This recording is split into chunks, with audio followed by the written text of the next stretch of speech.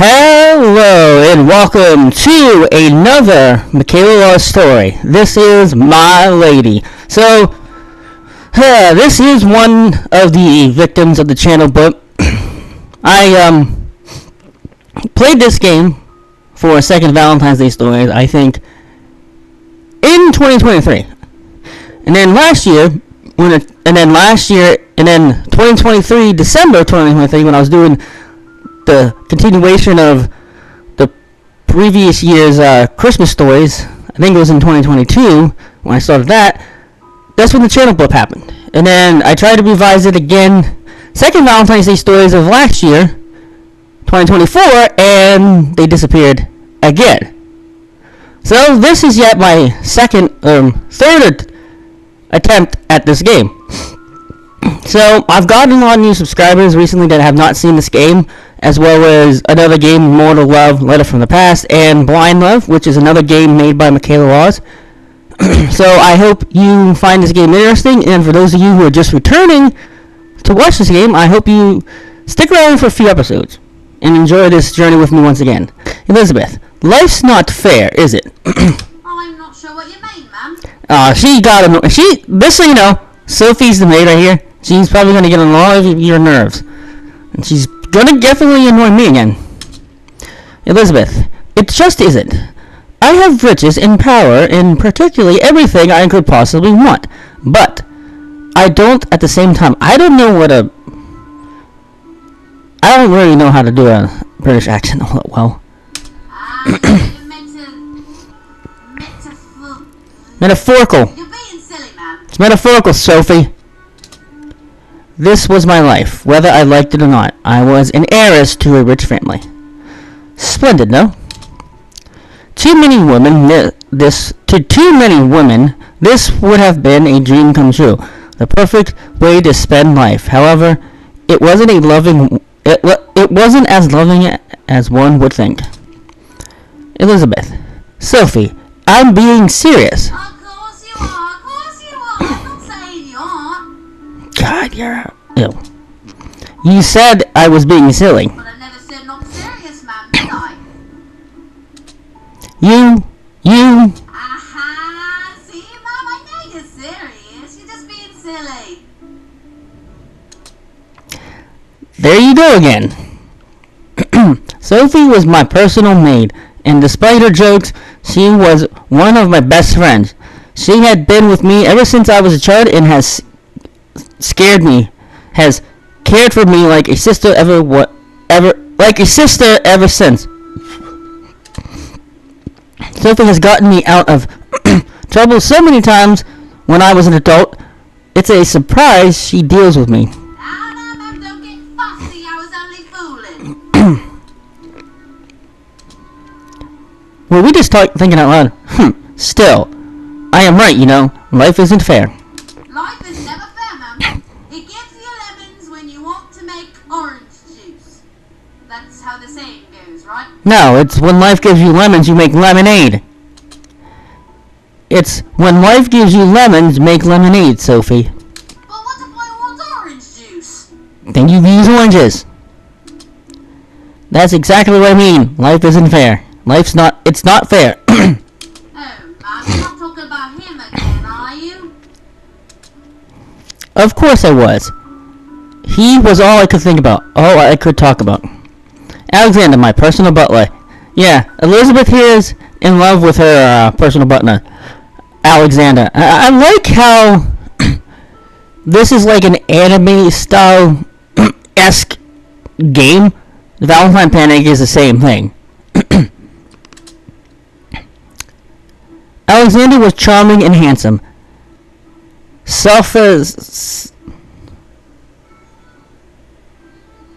Sophisticated and sweet. He was practically everything I dreamed of in a man, yet despite him being always in arm's reach, he was as far away as could be. He was devoted to being the perfect servant, even if that meant disobeying any romantic quests. I let out a sigh and looked at Sophie, hopelessly. I'm hungry, Sophie. Oh, no, Mum. Those puppy eyes won't let go. I already got you an extra tray of biscuits. Again, I'm hungry, Sophie. Fine, but Sophie... Alright, let's throw a tantrum. Now, no whining. Too bad, I just did. Sophie! Fine. I'll make you some fruit sandwiches and tea. Thanks, fruit sandwiches. Yay! Thank you! Honestly, I spoil you. I'm an heiress, isn't that your job? You love me. Yes, Mom, I love you. I'll be right back. Sophie left me alone in my room, giving me time to think about Alexander while I sat at my study desk. He was barely 3 years older than I was, and yet he acted like a proper gentleman. The way he smiled practically made my legs weak. His voice made my heart sing and long. Bliss, areas of affection. I was in love with my butler, and I didn't care. The only problem was that he couldn't love me back. Alexander was so invested in becoming the perfect servant that he denied any romantic justice I threw his way. The mere thought of the last failure made me slump in my chair. Life's not fair. Suddenly, there was a knock at my door. Who is it? I'm brooding. Leave me alone. I don't know what this means. Brooding? I think it means sad or something. I don't know. Are you alright, my lady? Now we're not brooding.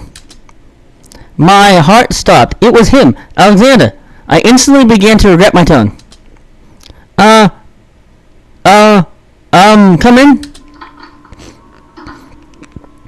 The door opened to reveal Alexander standing at full attention for me, with a tray covered in letters in his hand. He took a step into the room, closed the door behind him, and walked to the front of my desk. My deepest apologies for the interruption, my lady, but I have some letters addressed to you. I came as quick as I received them. Oh, thank you. Alexander gently placed the tray on my desk in front of me, revealing 3 letters. One had my family seal. This one. One was a pink and practically reeked of flowers. And the last one was a plain envelope. Alright, so we get to pick the plain envelope, the pink sealed letter, and the letter with my seal. Let's go with the bottom one first. I opened the letter gently with my letter opener. I need one of those for mail. Do they even make letter openers anymore? I don't get one. Taking out the letter parchment and reading its contents. Dear Elizabeth, I will be returning home today from my business trip. Please make sure to clean yourself and dress properly for my arrival. We have much to discuss. Your mother. Your mother is returned. That's wonderful news. Is it? My mother had been on a long business trip that lasted almost 2 weeks. Most likely, she would be staying for a couple days, then would be off to another business trip that needed her attention. This was the norm with my mother, being that she single-handedly owned the estate. I had to admit it. It was lonely without her. However, when she was around, it was stressful.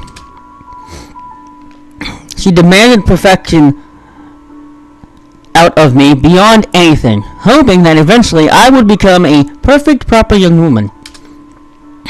I had just turned 17. She was perfect when she turned the age of 13. I apparently had a long way to go. Yes, wonderful. Alright, let's read the plain. I carefully opened the letter with my letter opener and took out the letter parchment. It was surprisingly pure white, despite being in a concealed envelope.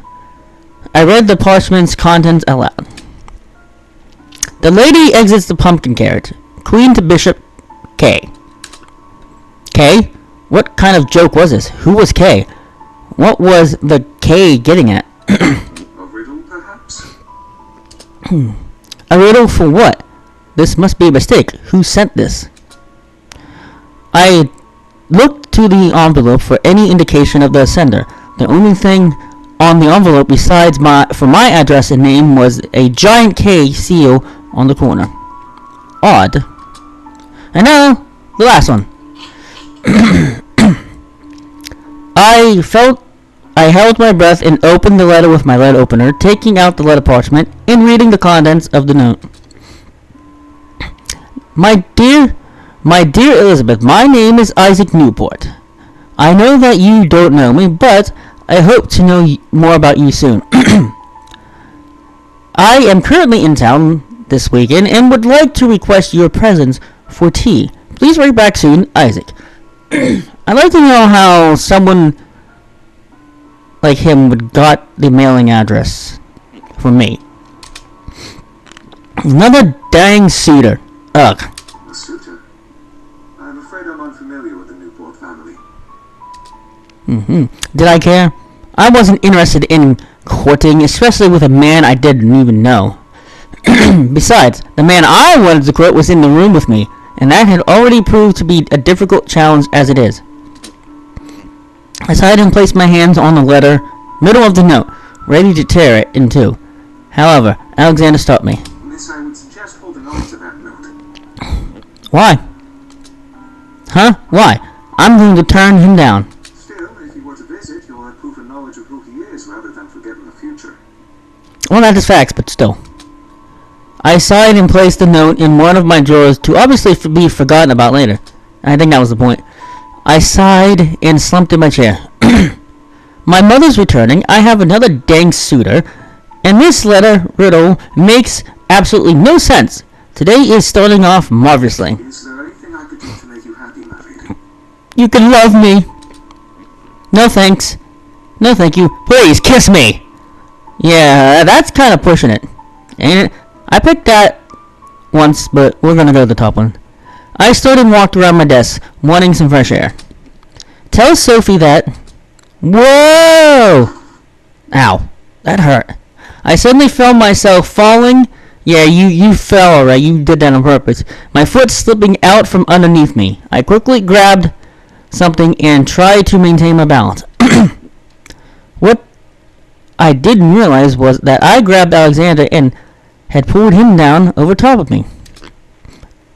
Ow, yeah, you knew what you were doing, so, Elizabeth. My lady, are you alright? I am now. Yes, I'm sorry, I am now. Oh, that we get to pick that one. Heck yeah. I stared up at Alexander, who surprisingly didn't move. I enjoyed this sight a bit too much.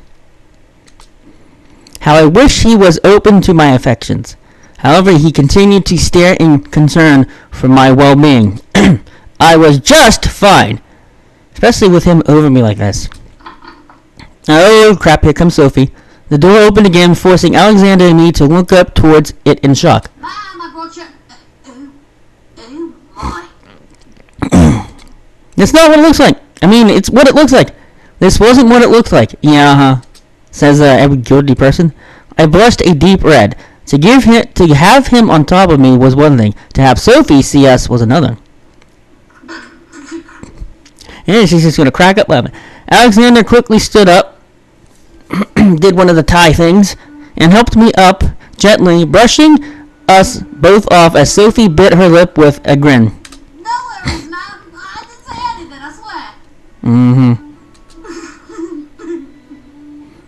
I glared at Sophie, knowing she was stifling with laughter. I looked to Alexander after sighing.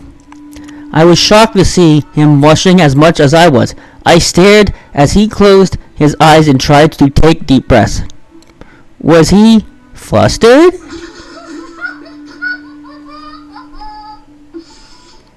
Okay, so if I think you need the chill, I looked at Sophie, who looked ready to explode into laughter while holding my sandwiches and tea. Well, if you both excuse me, I need to prepare lunch for Lady Beaumont's arrival. Alexander bowed to me quickly before exiting the room, closing the door behind him.